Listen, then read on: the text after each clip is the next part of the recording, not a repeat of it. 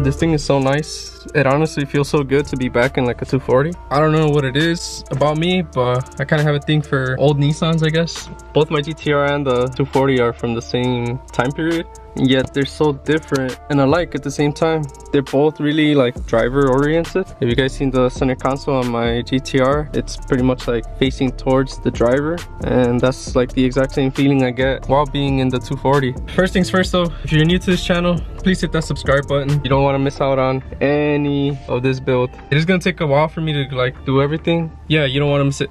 So in my previous video, when I revealed the car, I was talking about how I wasn't gonna say anything regarding what engine it had. I wanted you guys to kind of take a guess. So my first 240 had a K24. Let's just say this car has the engine that I originally wanted my first 240 to have, which is why I'm so excited to get it all up and running again, because the first drive that I take in this car, I can't even imagine it right now, you know? Let's go a little bit in depth through my 240. So the interior, as you can see, I'm gonna end up getting these like bright stitched. Steering wheel, not a big fan. It's all right, I just don't like how it sticks too much. I could barely reach the, look, I'll show you guys. I'm 5'7", so this seat is a fixed seat and it doesn't have like the sliding rails, so I can't scoot it forward. And I don't know if you could see, but you see the clutch? So like, I don't even reach. I can't even put my foot all the way down on the clutch without having to scoot myself, pretty much lay down like this while trying to get it. So that's a little uncomfortable, but I'm gonna end up switching out the seats as well. The back is gutted. My first 240 was gutted as well. I know a lot of people gut it when they build a drift car and all that, and it's understandable, but me, I want to have this car looking right with everything intact, the full interior. So I need to find the back seats, I need to find the carpet, I need to find all the interior trim pieces. I have a couple of them from my old 240, but I'm still missing quite a few. I do like how the battery is in the back and it's pretty much securely mounted. My old 240, if you didn't know, the battery was right there, not even bolted on or anything, like it was just loose. I'm just happy it came with the front of the car is pretty much all intact. I am gonna get rid of this harness bar as well. I'm pretty sure all you guys are anxious to see what motor it has, so let's go pop the hood up real quick and I'll show you guys. I do like the D-Max hood though. What do you guys think about a D-Max hood on the GTR? It's been something I've been wanting to do and I think it looks pretty good on it as well. So let me know in the comments below, should I get a D-Max hood for the GTR 2 or just leave it like that? All right, let's go see the engine bay. All these leaves from these trees, it get kind of annoying. So there we go. It's a blacktop SR20.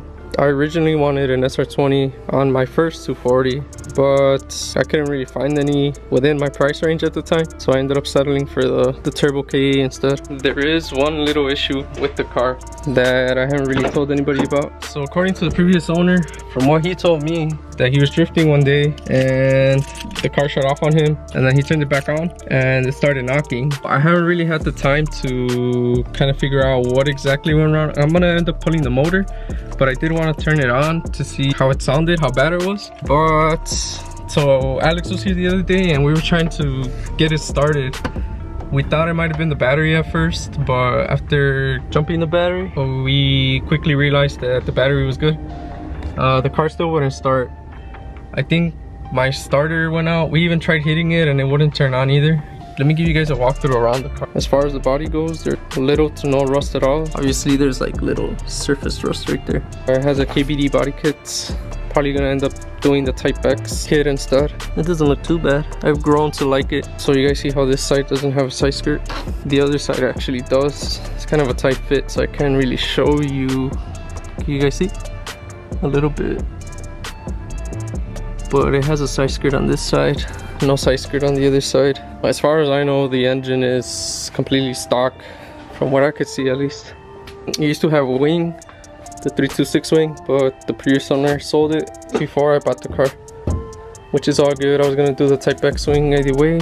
I gotta get rid of these tails. I don't like these tails. As far as, see what I was telling you about, I think it's all gutted from the back. These wheels are pretty nice though.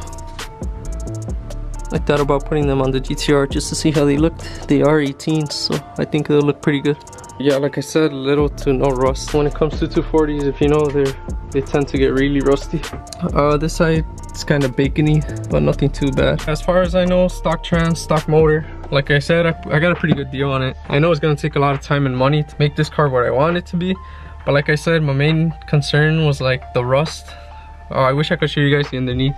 The underneath is really not that bad at all either, compared to some other 240s that I've seen. You know, these cars are getting harder and harder to find, like really clean ones, and they're going for like, the unmolested ones are like going for thousands and thousands of dollars. If you have one, please take care of it. Like, I know they're really fun drift cars and everything, but me, I like to preserve it. I like to bring it back to life. That's my goal with this car, at least. I want to be able to just like daily drive it if I wanted to, and not have to worry about it breaking down all the time. You know, I think in the long run, an RB swap or a 2J swap, obviously that's more money, but I just want to get it running. I'll get it running first, this one, probably rebuild the engine, and then we'll talk about like you know, doing a swap or whatever.